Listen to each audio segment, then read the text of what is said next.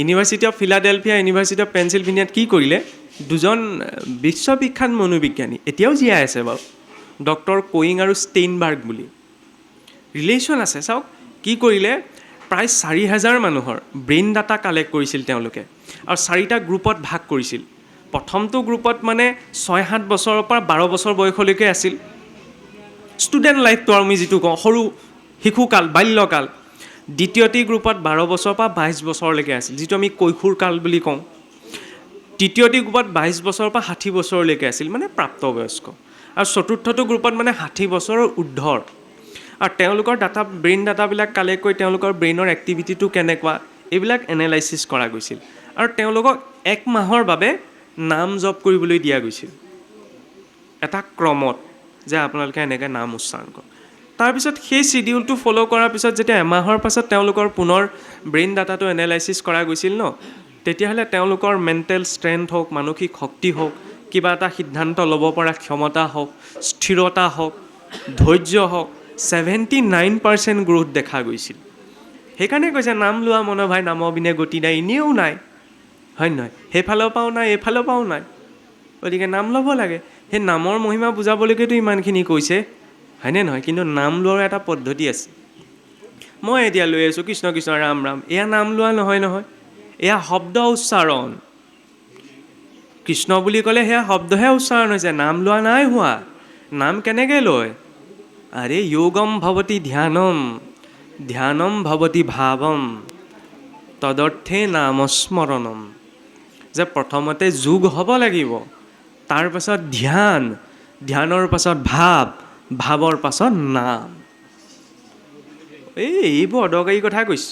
সত্য যুগে ধ্যান, ত্ৰেতা যুগে যজ্ঞ, দাপৰ যুগত পূজা, কলিত শৰীৰ কীৰ্তন বিনাই আউৰ নাহিকে দুজা। মহাপুৰুষেতো লিখি থৈ গৈছে, এইটোতো ভুল হ'ব নোৱাৰে, সকলোৱে জানে। কলিযুগত নামেই শ্ৰেষ্ঠ, তাত দ্বিতীয় এটা মত নাই, হয়নে নহয়? তাত আৰু চাটনি প্ৰস্তুত কৰিবলগীয়া কোনো কথা নাই। কিন্তু কথা হ'ল কি, কলিযুগত কেনেকৈ নাম শ্ৰেষ্ঠ সেইটোতো জানিব লাগিব। নামৰ প্ৰাধান্যতা আছে, কিন্তু বাকীবিলাক ব্যৱস্থাওতো আছে, হয়নে নহয়? মইহে নকৰোঁ, নাইকিয়া হৈ যাব নি? সত্য যুগত কি নাম নাছিল নি? আছিলে ন। ত্ৰেতাৰ নাম নাছিল নি? দ্বাপৰৰ নাম নাছিল নি? দ্বাপৰৰ যুগ ধৰ্ম পূজা, কৃষ্ণই পাহৰি থাকিলে নি যুধিষ্ঠিৰ হওঁতে যে ৰাজহুৱে যজ্ঞ কৰালে, হয় নহয়? মই তাৰ পৰা এইটোও ক'বলৈ বিচৰা নাই, এওঁ সেইফালে টানিছে, এতিয়া ক'লেওকো টনা নাই দেই। ক'ব এইটো বিচৰা হৈছে, দ্বাপৰত পূজাৰ প্ৰাধান্যতা আছিল, কিন্তু তাৰ অৰ্থ এইটো নহয় যে তাত হোম তপ নাছিল, আছিল, গৌণ আছিল। এতিয়া কলিত নামৰ প্ৰাধান্যতা আছে, হয়নে নহয়? বৈষ্ণৱ মাৰ্গটোতো নামেই, আনকি আমি যি কওঁ শাক্ত শৈৱ ইত্যাদি মাৰ্গবিলাক যে কওঁ, তাতো শেষত নাম স্মৰণতে সকলো কৰ্মৰ অচিদ্য ধাৰণ হয়। কাৰণ নামৰ এইটো মহিমা বা নামৰ এইটো প্ৰাধান্যতা, নামক কোনেও নৎসাত কৰা নাই, কৰিব নোৱাৰে। আচ্ছা, এতিয়া চাওক, প্ৰথমতে কি ক'লে? যোগম।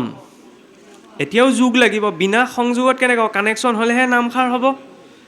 নামষাৰ গোৱা আগমুহূৰ্তলৈকে আমি ধৰি লওক ইজনে সিজনে লগ পাইছোঁ ন, বোলে ভালে আছেনে ইত্যাদি ইত্যাদি কথা। যেতিয়া বোলে হৰিধ্বনি দিলে, দিয়াৰ লগে লগে কি হ'ল? তেতিয়াতো আৰু বেলেগ কথা পাতি নাথাকে, সকলোৱে গম পায় যে ঈশ্বৰৰ নাম লবিছে, মানে সংযোগ। সংযোগ যুগৰ আটাইতকৈ উত্তম পৰাকাষ্ঠা কি? সমত্তম যোগ উচ্যতে, যে সমদৰ্শন। সমদৰ্শনটো আমি ভুলতো আনিব নোৱাৰোঁ, মই নিজকে আপোনাৰ ভিতৰত দেখা সম্ভৱ নহয়, কিন্তু নাম প্ৰসংগ কৰাৰ সময়ত সেই সমদৰ্শনটো আহে। কেনেকৈ আহে জানেনে?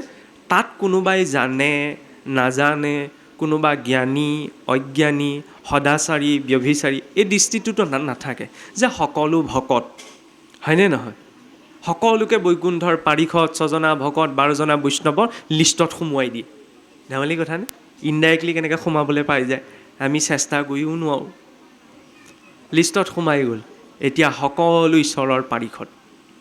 এতিয়া সংযোগ হৈ গ'ল, তেতিয়াহে নামষাৰ হ'ব, পাঠকণ হ'ব।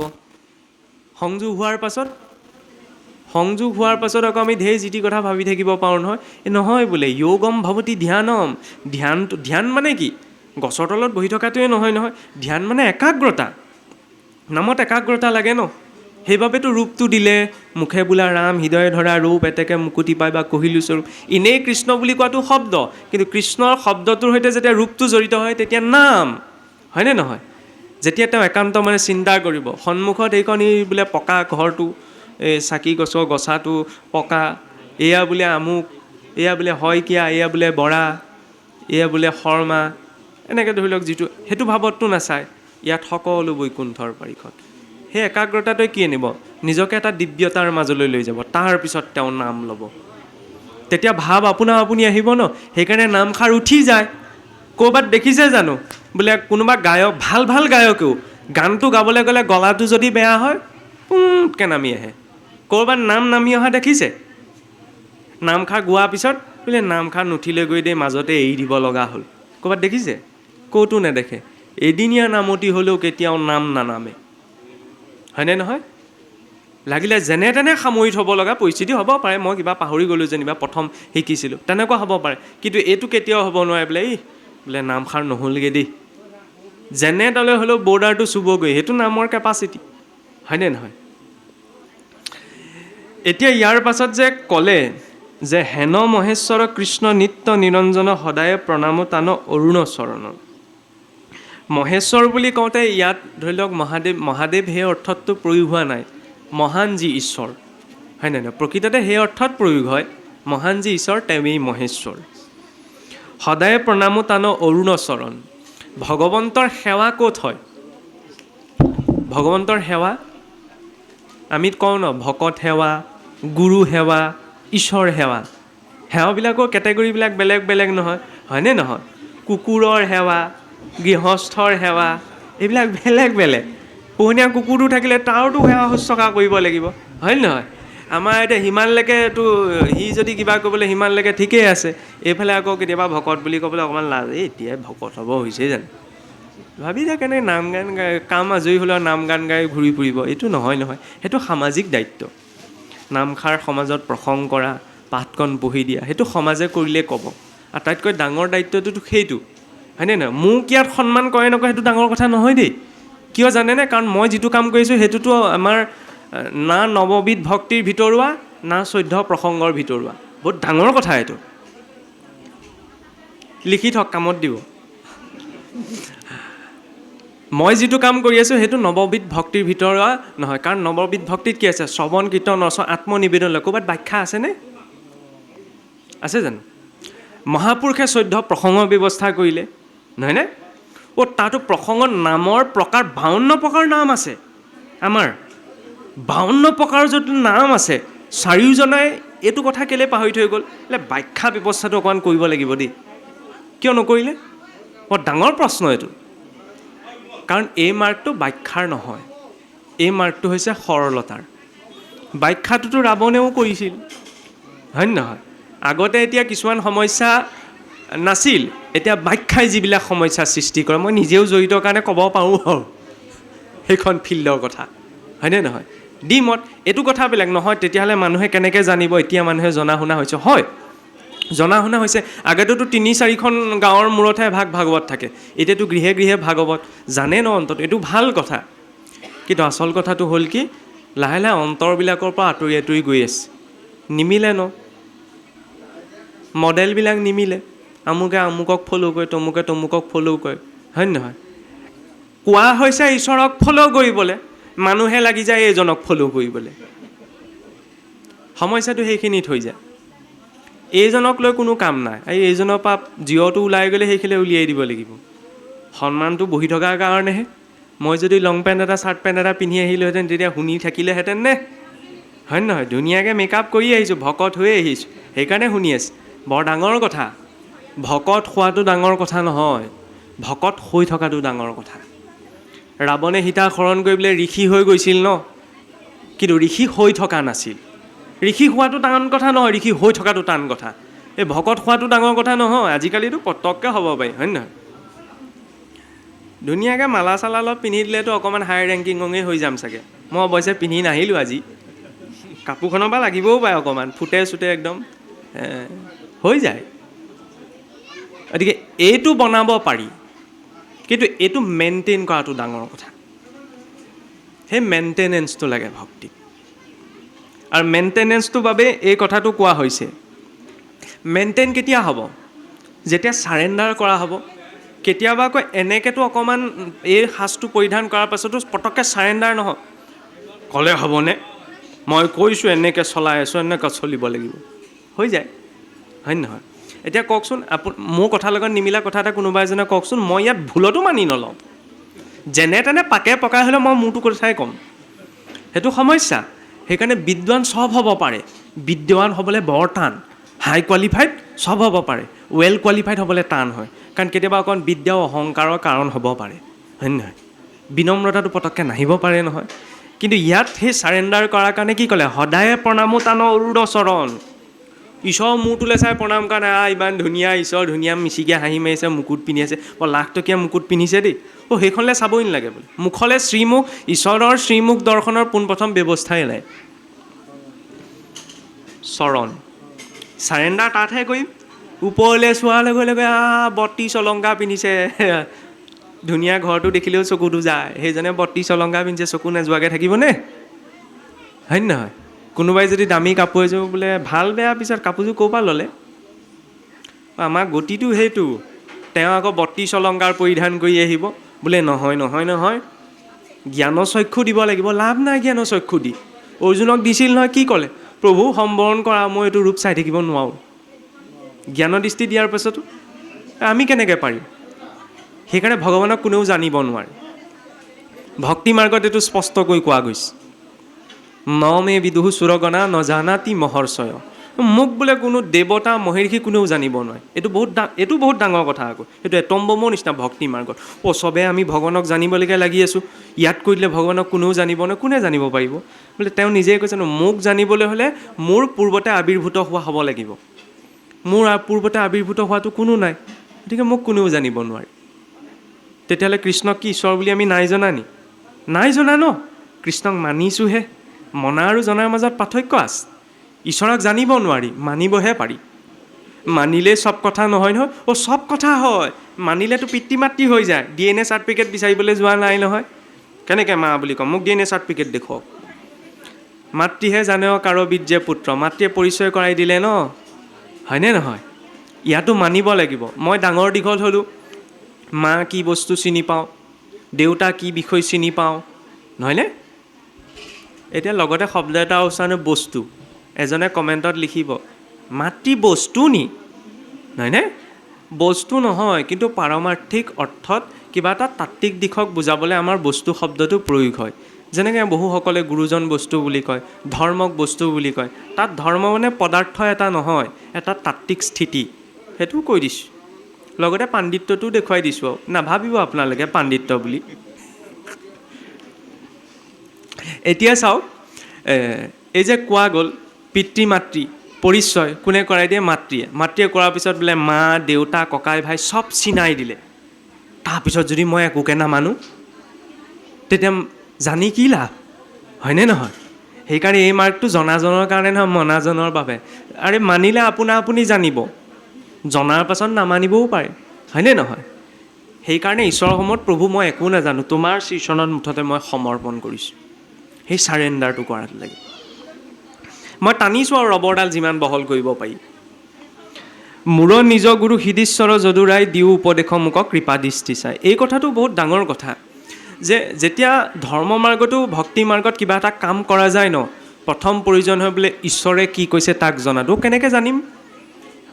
ঈশ্বৰেতো নকয় এইটোকে কৰা বুলি, হয়নে নহয়? ঈশ্বৰে কেনেকৈ নিৰ্দেশ দিয়ে জানেনে? সকলোৰে জীৱনত এইটো ঘটে, যেনিবা কিবা মই কৈছোঁ, যেনিবা দুদিন বনাই থোৱা বস্তু এটা এতিয়া টানত পৰি বোলে লৰালৰি হৈছে, বোলে কালিয়ে বনালে বস্তুটো, মই বোলে আজি খাব নালাগে, মই কৈছোঁ আৰু প্ৰথমতে চাবচোন, পটককৈ মনটোলৈ এটা ভাৱ আহে, নাখাওঁচোন, তাৰপিছত আকৌ 10টা চিন্তা আহিব, খা খা খা খা বুলি। প্ৰথমতে যে আহিলে এইটো খাব নালাগে, কোনে ক'লে? সেই ছিগনেলটো ডাইৰেক্ট ঈশ্বৰৰ পৰা আহে। প্ৰথমতে তেওঁ কিবা এটা ক'লে, মই কওঁচোন, মনৰ পৰা ভিতৰৰ পৰা আহে, এতিয়া একো নক'বা। তাৰপিছত যিকেইটা আহে, ক এতিয়াই নক'লে কেতিয়াও কবি, এতিয়াই সুযোগ পাইছ, গালি পাৰি দে। সমস্যা ন, আশীৰ্বাদ দিবলৈ কিতাপখন পঢ়িব লাগে, অভিশাপ দিবলৈ কিতাপ পঢ়িব নালাগে নহয়, লাগে নে নালাগে? আশীৰ্বাদ দিবলৈ পঢ়িব লাগে, পঢ়িবও লাগিব, বিয়াখনত যদি মহাসকামৰ আশীৰ্বাদটো মই দি দিবলৈ তেতিয়াতো আৰু চেচেই চব। কাৰোবাৰ মংগল কামনা কৰিবলৈও দুটা কথা জানিব লাগে। অমংগল কামনা কৰিবলৈ তাতোতো PhD। সমস্যাটো সেই যেতিয়ালৈকে বাণী শুদ্ধ নহয় তেতিয়া ব্যক্তিত্ব শুদ্ধ নহয়। ব্যক্তিত্ব শুদ্ধ নহ'লে কিদৰে ব্ৰহ্মৰ প্ৰাপ্তি হ'ব, হয়নে নহয়? বিদ্যাৰ দেৱী বুলি ক'লে সৰস্বতী দুখন আসনতেই বহে। এখন হৈছে শংখৰ আসন, ৰাজহংসত নিবাস পোনাই নিদিবা আকৌ ৰক্তি ৰত্নাৱলীত ক'ৰ পৰা সৰস্বতীৰ কথা আহিল। সৰস্বতী বুলি ক'লে প্ৰতিটো বাণী সৰস্বতী। মই ইয়াত লৈ একদম ফুল তুলসী লৈ পেলাই পূজা কৰাৰ কথা কোৱা নাই, সেইটো কনচেপ্ট বেলেগ, নহয়নে? সৰস্বতী বিদ্যা অবিহনেতো কৃষ্ণ শব্দটো উচ্চাৰণ শব্দ। আৰু দ্বিতীয় আসন হৈছে পৰমহংসৰ জিহ্বা। গুৰুজনৰ পৰমহংসজনৰ জিহ্বাতহে সৰস্বতী বহে। এই দুখন আসন, সেইকাৰণে কয় বাণী শুদ্ধ হ'ব লাগে।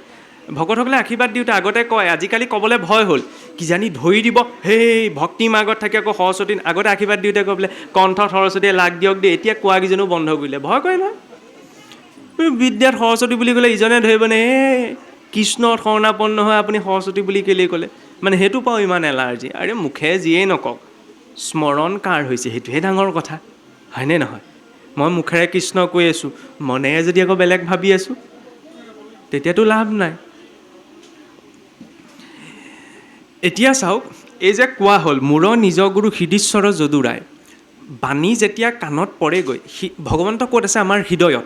হৃদয়ৰ পৰা যে পোনপ্ৰথমতে এটা শব্দ আহে, বোলে মনৰ কথাটো দিব লাগে, অন্তৰৰ কথাটো শুনিব লাগে, সি এবাৰহে কয়। ঈশ্বৰে নিৰ্দেশনা এবাৰহে দিয়ে, বাকী কৰে নকৰে নিজৰ কথা ন। অৰ্জুনক ইমানখিনি বুজালে, শেষত কি ক'লেগৈ? যথেচ্ছচি তথা কৰোঁ। পৰীক্ষিতক সুখদেৱে 7 দিন 7 ৰাতি বুজাই থাকিলে, শেষত কি ক'লে? প্ৰভু কি কয়? এই যথেচ্ছচি তথা কৰোঁ, তোমাৰ যি ইচ্ছা তাকে কৰা। এইটো হৈছে ধৰ্মৰ স্বাধীনতা, এইটো হৈছে ধৰ্মৰ উদাৰতা, এইটো হৈছে ধৰ্মৰ গভীৰতা। বাকীবিলাক ধৰ্মত চাবচোন মানিবই লাগিব, নহ'লে নৰকত মৰিবলৈ যাবা। আমাৰ ইয়াত থাৰ্ড অপশ্যন এটাও আছে। বাকী গোটেই ধৰ্ম দৰ্শনবিলাক এই দুটাৰ ভিতৰতে আছে। যদি আপুনি মানে তেতিয়াহ'লে আপুনি স্বৰ্গলৈ যাবলৈ পাব, আৰু যদি নামানে তেতিয়াহ'লে আপুনি নৰকলৈ যাব পাৰিব। আমাৰ ইয়াত থাৰ্ড অপশ্যন এটা আছে, বোলে স্বৰ্গ নৰক দুইটা বাদ দিয়া, একেবাৰে পাছ আউট হৈ গুচি যোৱা, যাক আমি মুক্তি বুলি কওঁ, ঈশ্বৰ প্ৰাপ্তি বুলি কওঁ। এই দুটাৰ ভিতৰত নাহে ন। বোলে স্বৰ্গলৈ কেলৈ যাব লাগিছে, নৰকলৈ কেলৈ যাব লাগিছে, এই দুইটা কথা বাদ দিয়া।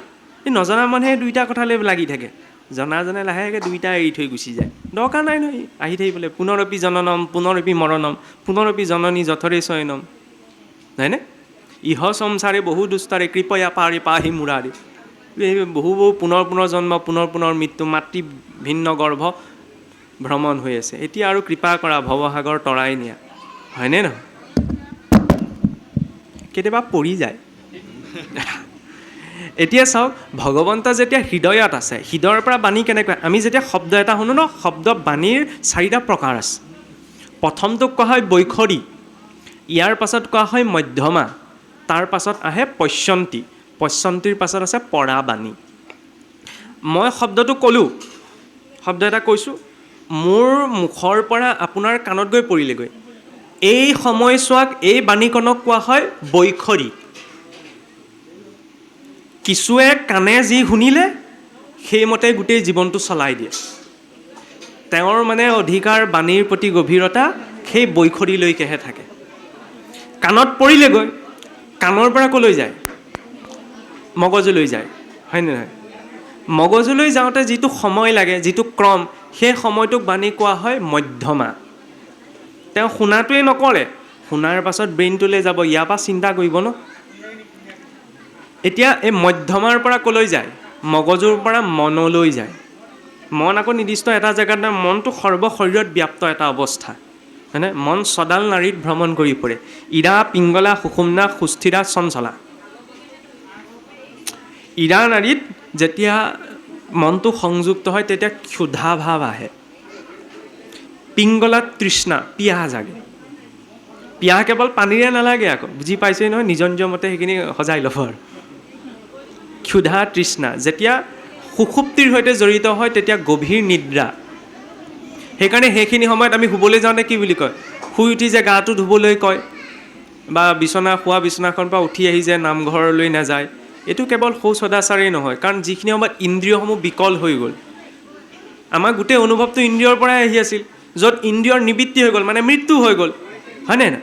মানুহৰ আয়ুস কিমান বোলে? মানুহৰ আয়ুস কলি যুগত 100 বছৰ, তাতো কেলকুলেশ্যন এটা কৰিলে 120 বছৰ পূৰ্ণ আয়ুস, হয়নে? সেইটো লীলা ৰূপতহে। প্ৰকৃততে মনুষ্যৰ আয়ুস কিমান? আমি যদি কওঁ 24 ঘণ্টা, 24 ঘণ্টা মানুহৰ আয়ুস। শুবলৈ যোৱাৰ লগে লগে মৰি গ'ল, আকৌ যে সাৰ পালোঁ, নতুনকৈ জি উঠিছে, একো মনত নাই ন কি হৈছিল কি নাই হোৱা, মৃত্যু ন। তেনেকৈতো কিমান লোক গুচি গৈছে। মই যে আকৌ ঘূৰি আহিলোঁ, মানুহে যে কয় একদম মৰা মুখৰ পৰা বাচি আহিছোঁ দেই, ৰাতিপুৱা শুই উঠি হে প্ৰভু ধন্যবাদ দে, একদম মৰা মুখৰ পৰা উঠিলোঁ। সেইকাৰণে কয় ৰাতিপুৱা উঠি ভগৱানক মনত পেলাই মৰা মুখৰ পৰা শুই উঠিছা, হয় নহয়? মৰা মুখৰ পৰা উঠাটো ন, শুই থাকোঁতেতো মই মৰি গৈছিলোঁ, মোৰটোতো একো অনুভৱেই নাই, হয়নে নহয়? সেই অৱস্থাটোক কোৱা হয় সুষুপ্তি। সুষুপ্তিৰ পাছত চঞ্চলা, যেতিয়া মন চঞ্চলা নাই, শব্দটোতে সোমাই আছে আৰু মন অস্থিৰ। আৰু ধৰ্ম জ্ঞান দিয়কনো, ইঙতি ভিঙতি কৰি নাচি ভাঙতিয়েই থাকে আৰু এই হাতে অংগী ভংগী কৰাটোকে নৃত্য নহয়, ভিতৰতো এজনে নাচি থাকে, বুজি পাইছেনে? কেতিয়াবা তাণ্ডৱ নৃত্য দিয়ে, কেতিয়াবা আনন্দ তাণ্ডৱ, যি দিয়ে নিজৰ কথা। চঞ্চলাৰ পৰা সুস্থিৰা, সুস্থিৰাত বিচেতনা। সুষুপ্তিৰ ওপৰতো এটা স্তৰ আছে, যিটো স্তৰত কি হয়, ইন্দ্ৰিয়ৰ অনুভৱ নাথাকে, কিন্তু ইন্দ্ৰিয়সমূহ ক'ত লয়প্ৰাপ্ত হৈ আছে, সি কি দেখিছে কি পাইছে, সেই অৱস্থাটো জাগ্ৰত দিয়ে। সেই অৱস্থাটো কেতিয়া আহে? যেতিয়া মানুহৰ মৃত্যু ঘটে, পাল চলা বন্ধ হৈ গ'ল, এইটো দৈহিক মৃত্যু, মানে মেচিন চলি আছিলে, মেচিন চলা বন্ধ হৈ গ'ল, হয়নে? সেইকাৰণে চাবচোন আগতে চিধাই দাহ কৰিবলৈ নিনিয়ে মানুহ মৰা মাত্ৰকে, আজিও নিদিয়ে সমাজ ব্যৱস্থাত, বোলে যে 3 ঘণ্টা সময় যে মিনিমাম 3 ঘণ্টা, কিয় 3 ঘণ্টা সময় ৰয়? এইটো নহয় বোলে মিতি কুটুম আহি পাওঁহি, সেইটোতো ছেকেণ্ডেৰী কথা। কিয় ৰয়? তুলসী তললৈ যে উলিয়ায়, কাৰণ আমাৰ শৰীৰটোত প্ৰকৃততেতো 10 প্ৰাণ আছে, 10 প্ৰকাৰৰ প্ৰাণবায়ু আছে। প্ৰথমতে যেতিয়া পাল চলা বন্ধ হৈ যায় ন, তেতিয়া পোনপ্ৰথমতে প্ৰাণবায়ুহে ওলায়। সেই অৱস্থাটোক ভৈৰৱী যাতনা বুলি কোৱা হয়। তাৰ চব ইন্দ্ৰিয় বিকল হৈ যায়, কিন্তু সেই মানুহজনৰ সন্মুখত কোনে কান্দিছে কি কৰিছে এইজনেও কিবা এটা ক'ব বিচাৰে, কিন্তু বোলে প্ৰকাশ নহয়। সেই অৱস্থাটোক বিচেতনা কোৱা হয়। মন এই 5ডাল নাড়ীৰ ভিতৰতেই ঘূৰি ফুৰে। এই 3 ঘণ্টালৈকে কিয় থৈ দিয়ে? প্ৰথম প্ৰাণবায়ু, ইয়াৰ পাছত অপান বায়ু, তাৰপিছত সমান বায়ু, তাৰপিছত উদান বায়ু, শেষত কি ওলায়? ব্যান বায়ু। ব্যান বায়ু ক'ত থাকে? নাভিত। মানুহজন জ্বলোৱাৰ পিছত কি অংশ বাকী থাকেগৈ? এই ইলেক্ট্ৰিক চকত দি দিলে আৰুতো বেলেগ কথা, বহুত হাই ভল্টেজত দি দিব ন, তেতিয়াতো একো নাথাকে। এনেই নৰ্মেলি যেতিয়া আমাৰ যে দাহ সংস্কাৰ কৰা যায়, এটা অংশ চাবচোন আৰু জ্বলোৱাৰ পাছতো মানে নজ্বলেগৈ, নাভি অংশটো। নাৰায়ণৰ ক'ৰ পৰা সৃষ্টি হৈছে? নাভিৰ পৰাই ন। নাভিত মৃত্যুৰ অধিষ্ঠান। আৰু ইয়াতকৈও সূক্ষ্ম ৰূপত এক বায়ু আছে, ধনঞ্জয় বায়ু। প্ৰাণ গৈলেও নাযায় ধনঞ্জয় বায়ু বুলি এনেকৈ পদ এটি আহে। এই যে চাবচোন, মই কথাটো উল্লেখে কৰিছোঁ, এই যে মুণ্ডন যে কৰা, এই কথাটোলৈ আমাৰ সমাজত ঢেৰ খেলি মেলি আছে ন। কৰা নকৰাটো ডাঙৰ কথা নহয়, মুণ্ডন কৰাটো এক প্ৰকাৰ আমাৰ হিন্দু ধৰ্মত প্ৰায়শ্চিত্ত বুলি গ্ৰহণ কৰা হয়। কিয়?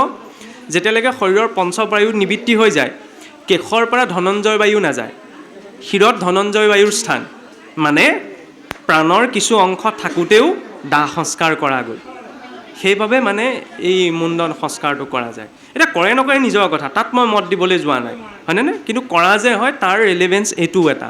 দ্বিতীয়তেতো অহংকাৰ বৰ্জনটোতো সেই হয়, মোকেই যদি চুলি পকিছে বুলি কয়, কাইলৈৰ পৰা গদে জানি মাৰিবলৈ আৰম্ভ কৰি দিম। বহুত কথা আছে, 1000 টকা খৰচ কৰে নো এই কোচাত, ইয়াত আৰু পাপ পুণ্যলৈ বেলেগ কথা নাই। এইটো এটা আমাৰ লৌকিক দৰ্শন, কোনোবাই মানে কৰক, নামানে নকওক, হয় নাই? তাত ক'বলগীয়া নাই। খালি এইটো নহয়, আচলতে বিষয়টোক এইকাৰণেই জানিব লাগে যাতে অশ্ৰদ্ধাটো নোপজে। কৰে নকৰে নিজা কথা, হয়নে নহয়? আজি মই কিবা এটা কৰোঁ নকৰোঁ সেইটো মোৰ কথা ন, তাত আপুনিও একো নকয়, আপোনাকো মই একো ক'ব নোৱাৰোঁ।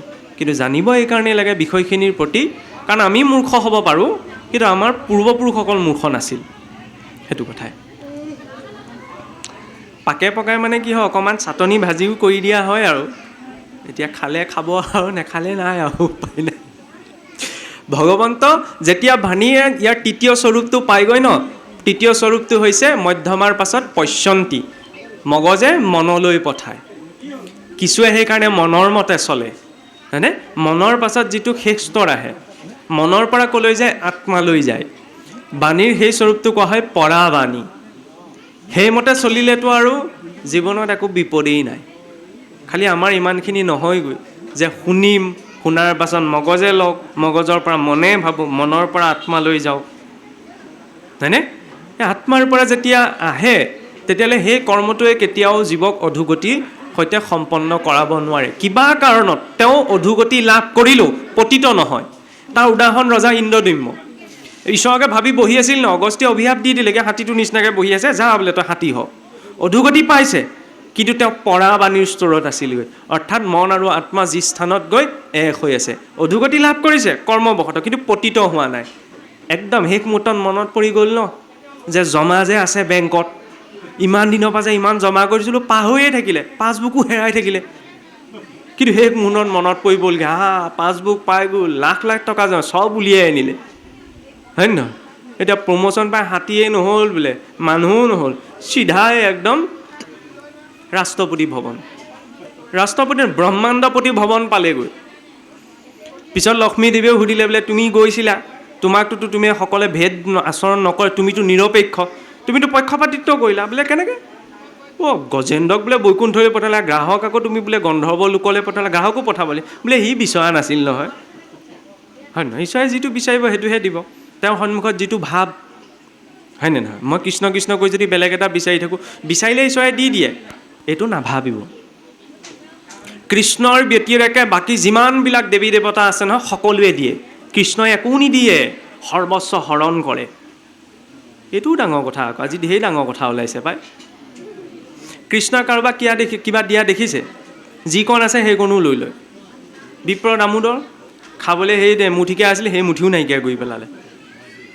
ৰজা হৰিচন্দ্ৰ সকলো আছিল, একোৱেই নাইকিয়া কৰি পেলালে। অকণমান কিবা এটা পাবলৈ অকণমান কিবা এটা এৰিব লাগে, তাতকৈ বেছি কিবা এটা পাবলৈ বেছি কিবা এৰিব লাগে, সকলো পাবলৈ সকলো ত্যাগ। এইটো বেদান্তৰ দৰ্শন।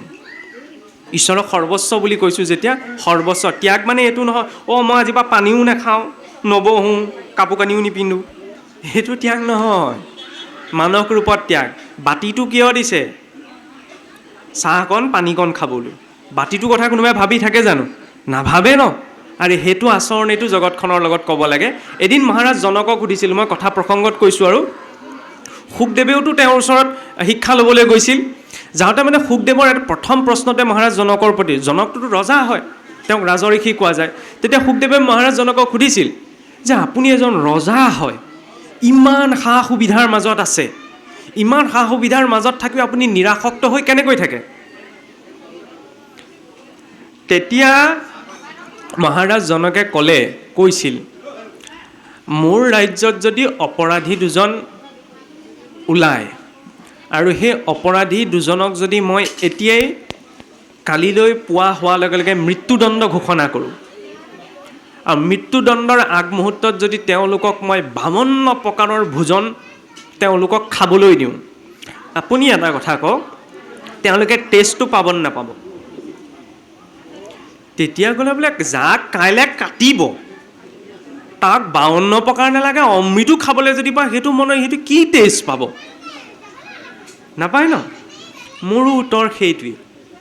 মই জানো মই কাইলৈ কাঠ খাবলৈকে গৈ আছোঁ, মানে এইটো খহিবলৈকে গৈ আছোঁ, গতিকে মোৰ ইয়াত টেষ্ট নাই, মুঠতে ভোকটোৰ নিবৃত্তিৰ কাৰণে খাইছোঁ, আৰু সেইটোতো নিৰাসক্ত অৱস্থা।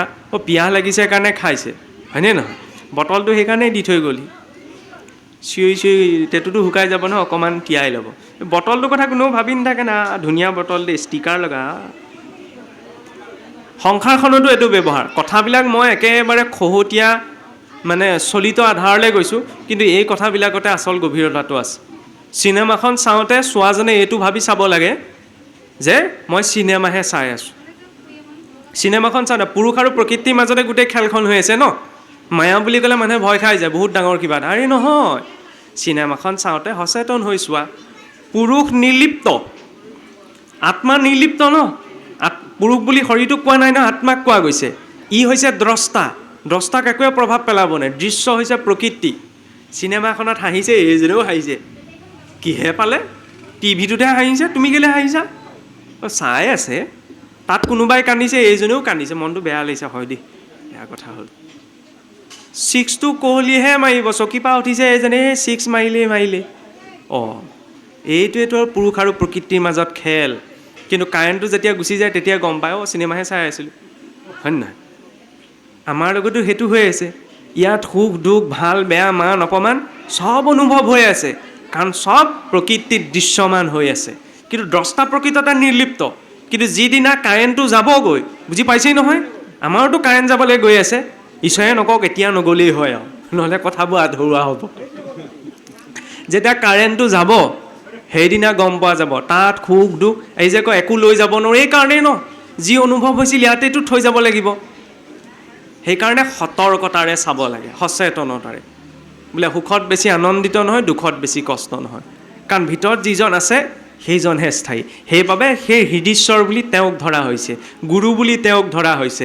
যেতিয়া আন্তৰিক ৰূপত ধ্যান কৰা হয় ন, এই গুৰু আৰু ইষ্টদেৱ এক হৈ পৰে। সেইবাবে ইয়াতো মহাপুৰুষে আৰম্ভণিতেই স্বীকাৰ কৰিছে, মূৰ নিজ গুৰু হৃদীশ্বৰ যদুৰায়। আচ্ছা, মহাপুৰুষ মাধৱদেৱৰ গুৰুটোতো শংকৰদেৱ, তেওঁতোতো ইয়াত শংকৰদেৱৰ নামটো লিখিব লাগিছিলে, হয় নহয়? আমাৰ মানুহে যদি এই পদষাৰ লিখিলেহেঁতেন দুজনে সেইটো অবজেকশ্যন ধৰিলেহেঁতেন, নহয় ইয়াত সেইবুলি লিখিব লাগিছিলে, আৰে বুজাব কি বিচাৰিছে, হয় নহয়? ইয়াত সেইবাবে আমি এইটো আহে, আমাৰ প্ৰভুসকলে এই ক্ষেত্ৰত বিশেষকৈ জানে। আমি যেতিয়া কৃষ্ণ কৃষ্ণ দুবাৰ কওঁ ন, তেতিয়া তাত কৃষ্ণ বুলি এজনেই নাথাকে, শংকৰো মানে গুৰুজনো কৃষ্ণ হৈ পৰে। অভেদ ৰূপত সেই দুবাৰ আমি কৃষ্ণ উচ্চাৰণ কৰা হয়। এইখিনি আৰু বেলেগ এটা পৰ্যায়ৰ কথা, নহয় জানো? তাত গুৰু আৰু ইষ্টদেৱ এক হৈ যায়। দিও উপদেশ মোক কৃপা দৃষ্টি চাই। ইয়াত প্ৰথম এই বিনম্ৰতাৰে প্ৰাৰ্থনা কৰা হৈছে যে প্ৰভু তুমি হৃদয়স্থিত হৈ মোক উপদেশ দিয়া, তাৰ আধাৰতহে মই কিবা এটা আগবাঢ়িব পাৰিম। ভক্তিও যেতিয়ালৈকে ঈশ্বৰে মাৰ্গদৰ্শন নকৰে ন, আমি পঢ়ি আনকি আজ্ঞালৈও কৰা সম্ভৱ নহয়, হয়নে নহয়? আজ্ঞাটোতো মই ইয়াত থকালৈকেহে, ইয়াৰ পৰা উঠি যোৱাৰ পিছত। সেইবাবে এইজন সদায় লগতে থাকে ন, ইয়াৰ আগত স্বীকাৰ কৰা হৈছে। ইয়াৰ পাছত চাওঁ, পদবন্ধে নিবন্ধিবো তজু গুণচয়, জানি কৃপাময় মত সুয়োগ সদয়। কৃষ্ণ পাদপদ্ম দুই হৃদয়তে ধৰি, গুৰুৰ চৰণ মনে শিৰোগত কৰি। ভক্তি ৰত্নাৱলী গ্ৰন্থ ভাগৱত হাৰ, মুৰুখ মাধৱে পদ কৰিলা প্ৰচাৰ। এই কথা প্ৰসংগটো পূৰ্বতে চলি আহিছে, কিন্তু ইয়াত নিজকে মূৰ্খ বুলি কোৱাটো এটা বহুত ডাঙৰ স্থিতি। আমি নিজকে মূৰ্খ বুলি কওঁ, আমি নাজানি মূৰ্খ বুলি নকওঁ, কিন্তু আমি জানি পেলাইহে মূৰ্খ বুলি কওঁ, হয়নে নহয়? মই একো নাজানো বুলি যদি ক'লোহেঁতেন তেতিয়া তল হৈয়ে থাকিলোহেঁতেন, কিন্তু জানি পেলাইহে মই নিজকে মূৰ্খ বুলি কওঁ। সেইটো মানে এটা ট্ৰেণ্ড হৈ গ'ল যে নিজকে সৰু বুলি কোৱা। নহ'লে কিবা এটা নকওকচোন, কিবা এটা নিমিলা কথা কওকচোন, তেতিয়া কোন মূৰ্খ হয় নহয় ওলাই পৰিব। কিন্তু ঈশ্বৰৰ সন্মুখত এই দাস্যভাৱটোৰ অবিহনে আমাৰ ওচৰত ছেকেণ্ড এটা অপশ্যন নাই যে আমি কিবা এটা অন্য মাধ্যমেও তেওঁৰ কাষ চাপিব পাৰিম। তেওঁৰ সন্মুখত ইমান এজন শ্ৰেষ্ঠ কোটিৰ ভক্তেও যেতিয়া নিজকে মূৰ্খ বুলি কৈছে, আমিতোতো মূৰ্খৰো মূৰ্খ, মহামূৰ্খ, একোৱেইতো নাজানো, হয়নে নহয়? নিজৰ মাজতে যেনেকৈ কেঁচুৱা ল'ৰা ছোৱালীয়ে যেতিয়া ৰজা ৰাণী খেলে, ৰজা ৰাণীটো সিহঁত নহয়, কিন্তু নিজৰ মাজতে ৰজাও হয় ৰাণীও হয়, হয়নে নহয়? তাকে দেখি ডাঙৰজনে হাঁহে, নিজৰ মাজতে ৰজা ৰাণী হৈছে, নহয় জানো? আমাৰ স্থিতিটোও তেনেকুৱা, আমি নিজৰ মাজতে ৰজা ৰাণী হৈ আছোঁ। আমাক দেখি ঈশ্বৰৰ মুখত বোলে মিচিকীয়া হাঁহিটো থাকে, কিন্তু চাৰিও দিশৰ পৰা ঈশ্বৰৰ ওচৰত সেই সমৰ্পণ ভাৱটো লাগে। কৃষ্ণক স্মৰণে আৰম্ভৰ সিদ্ধি সৌক, বোলা কৰজোৰে শুনা সভা সদলোক। অল্পমতি হুয়াবৰ কৰিও আৰম্ভ, জানি মহাজনে নকৰিবা উপালম্ভ। গৰুৰৰ উৰাব যদ্যপি সমনুই, পাশা অনুৰূপে পক্ষী তেবে কি নোৱাৰি। ইয়াতকৈ আৰু নিজকে সমৰ্পণ কৰা পৰাকাষ্ঠা কি, যে মহাপুৰুষে নিজে মূল সংস্কৃত ৰত্নাৱলীৰ পৰা অসমীয়া পদ কৰিছে, কিন্তু নিজকে তুলনা কৰিছে ক'ত, যে গৰুদ্ৰক দেখি সামান্য টিপচী চৰাই এটাই উৰাৰ চেষ্টাৰ লগত। কাৰণ শ্ৰেষ্ঠজনৰ সন্মুখত যিমান জনা শুনা হ'লেও নিজৰ স্থিতিটো তেনেকুৱাই হয়, নহয়নে? ঈশ্বৰৰ সন্মুখত কোনো জনা সম্ভৱ নহয়, গুৰুৰ সন্মুখত কোনো জনা সম্ভৱ নহয়। কিন্তু তাতো এটা কথা অৱশ্যে, ভগৱানৰ সন্মান সেইদিনালৈকেহে থাকে যিদিনা ভগৱানৰ সন্মুখত ভক্ত হৈ থাকিব পাৰি। যিদিনা ভগৱানৰ সন্মুখত ভক্ত ভগৱান হৈ পৰে, সেইদিনা ভগৱানৰ সন্মান নাথাকেগৈ আকৌ। এতিয়া আমাৰ অসমতো ভগৱান হ'বলৈ বৰ ভাল, হয় নহয়? নিজকেতো অৱতাৰো ডিক্লেয়াৰ কৰি দিব পাৰি, ময়ো ভাবিছোঁ তেনেকুৱা প্লেনিং এটা, আপোনালোকে সহযোগ কৰিব খালি। 2-1খন লিখি পদ দুটামান লিখি নিজকে অৱতাৰ, ময়ো অৱতাৰে অৱশ্যে, আপোনালোকে চিনি পোৱা নাই। আৰু দ্বিতীয়তে, গুৰুৰ প্ৰতিও সন্মান সেইদিনালৈকেহে থাকে যিদিনা গুৰুৰ সন্মুখত শিষ্য শিষ্য হৈ থাকে। যিদিনা শিষ্য গুৰু হ'বলৈ আৰম্ভ কৰে ন, সেইদিনা গুৰু সন্মানো নাইকিয়া হয়। সেইদিনা মানে গুৰুৰ ওপৰতো ঢেৰ কিবা কিবি দেখি যায়, আমুখে তমুখে, সেইটো দৰকাৰ নাই। আমাৰ বাকলিটো কোনেও নাচায় নহয়, ভিতৰৰ ফলটোহে লাগে। ফলটো খাবলৈ পাইছে যে বাকলিটো কি দৰকাৰ? ইয়াতোতো গুৰু হয়, ভগৱান হয়। গুণদোষ চাবলৈ গ'লেতো ভগৱানটো গুণদোষ উলিয়াই লওঁ আমি, হয় নহয়? যদিও কৃষ্ণ ভগৱান এইটো কৰিব নালাগিছিল। মানুহৰ বুদ্ধিটো চাওকচোন, বিশ্ব ব্ৰহ্মাণ্ডখন ইমান ডাঙৰ, হয়নে নহয়? আমাৰ পৃথিৱীখন ধূলিকণাটো হিচাপতো নাহে। 195খন দেশৰ এখন ৰাজ্যৰ এটা প্ৰান্তৰ এটা চুকত বহি আছোঁ। নিজৰ তুলনা ধূলিকণাটোৰ 1000 ভাগৰ এভাগৰ হিচাপতো নাহে। আৰু ইয়াত আমি কেতিয়াবা প্ৰশ্ন কৰোঁ, ভগৱানে এইটো কৰিব নালাগিছিল, ভগৱানে এইটো কৰিব লাগিছিল। বাহ! ইয়াত সেইকাৰণেই মহাপুৰুষে নিজকে মূৰ্খ বুলি কৈছে। যেতিয়া এই বহল দৃষ্টিভংগীটো লোৱা যায় ন, তেতিয়া গম পোৱা যায় মই ক'লেও একো ইয়াত একো নহয়, নক'লেও নহয়। মই থাকিলেও ইয়াত একো নহয়, নাথাকিলেও একো নহয়, হয়নে নহয়? আমি ভাবোঁ যে আমি নাথাকিলে অভাৱ কোনোবাই অনুভৱ কৰিব, কিবা হৈ যাব, হয় জানো?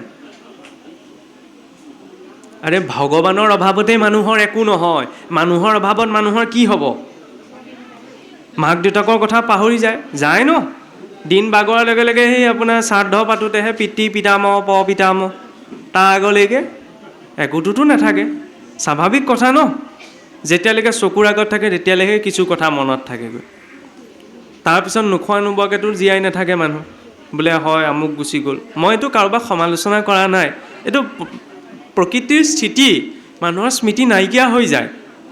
সেইকাৰণে ক'ব এইটো বিচৰা হৈছে, যেতিয়ালৈকে আমাৰ লগত আছে ন, তেতিয়ালৈকে অন্তত বুজি পাব লাগে। কাইলৈ যদি আজি কিবা এটাক যোগাৰ কৰি দিবলৈ, এই ধৰি লওক দৰৱটোকে আনি দিবলৈ, মাতষাৰ দিবলৈ টান লাগিছে, অশান্তি লাগিছে, কাইলৈ আকৌ সেইটো বিচৰাজনো নাইকিয়া হৈ থাকিব নহয়, হয়নে নহয়? তেতিয়া গিলাচটোলৈ কাঁহীখনলৈ চায়ো মনত পৰিব নহয়, হয়নে নহয়?